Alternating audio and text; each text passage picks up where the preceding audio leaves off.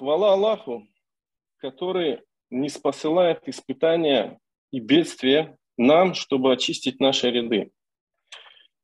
Выявить искренних среди нас и дать возможность нам проявить себя в этой жизни, чтобы удостоиться наградой Его в грядущей. Этот очередной съезд 5-го созыва нашего управления планировался, как обычно, перед началом благодатного месяца Рамадан, как и мы делали это в прошлом году, в режиме офлайн. Но, как вы знаете, нас настигло великое испытание, полномасштабное вторжение, война, поэтому мы вынуждены сейчас делать его в режиме онлайн. Многие наши общины, в частности, в Херсонской области, находятся на данный момент в условиях оккупации. Многие члены общин, включая глав, имамов, верующих, были вынуждены выехать из-под обстрелов в поисках бомбежек, в поисках безопасности от преследований, допросов, пыток, насилий. Некоторые, к сожалению, остались на местах и проходят далее все эти испытания. И пусть Всевышний, я прошу Всевышнего, чтобы он оберегал, хранил их семьи от козней врагов. Хотел бы отметить, что оккупация, плен, захват, разрушение, все эти действия, они распространяются на материальное. Враг может пленить нас физически, бросить нас в тюрьму, он может захватить наши мечети, имеется в виду здания сами по себе, разрушить их и так далее. Но он никогда по воле Всевышнего, иншаллах, по милости Всевышнего, он никогда не пленит наши души и сердца, если они наполнены искренностью и желанием далее бороться против зла до победного конца, до восстановления исторической справедливости, восстановления политических прав нашего крымского народа. Поскольку мы являемся духовным управлением мусульман Крыма, мы это подчеркиваем. Если мы говорим про эту ближайшую жизнь, или же до вхождения в рай по милости Его, если мы говорим про грядущую, естественно.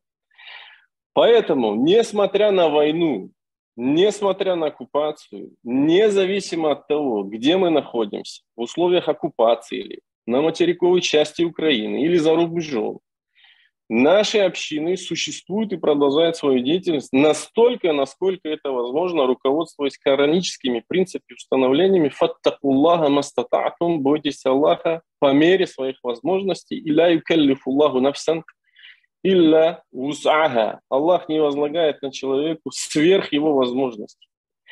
Иного, на мой взгляд, не дано.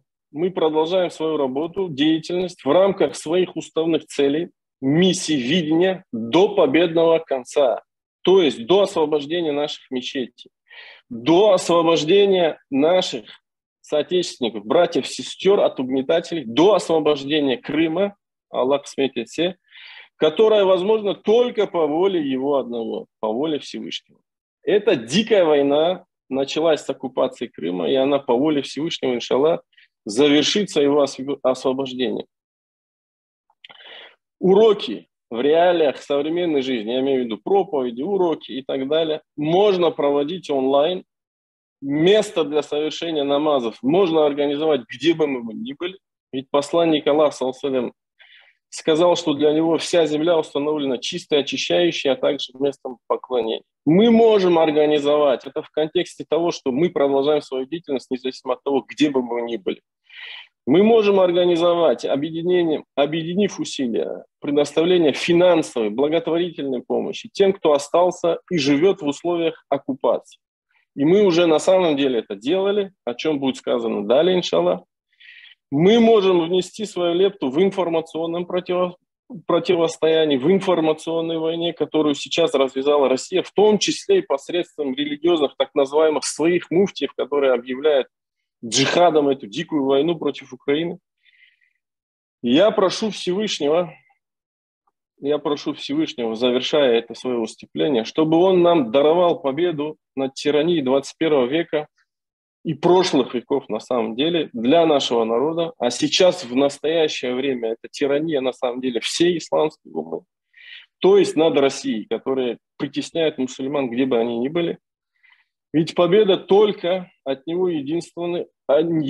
Я прошу Всевышнего, чтобы Он даровал нам терпение, сабр, дабы мы смогли по милости Его пройти достойно все эти испытания. Я прошу Всевышнего, чтобы Он объединил наши сердца, сплотил наши ряды так, как Он объединил сердца и ряды сподвижников посланника Аллаха, саллаллаху алейхи.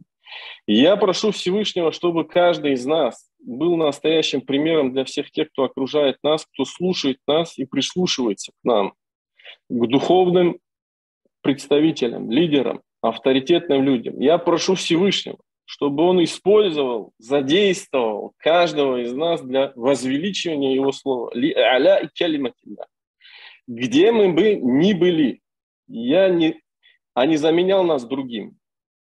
Так, как этого просил наш любимый посланник Аллаха. Аллахумма ста'амильна ва ла тастабдильна.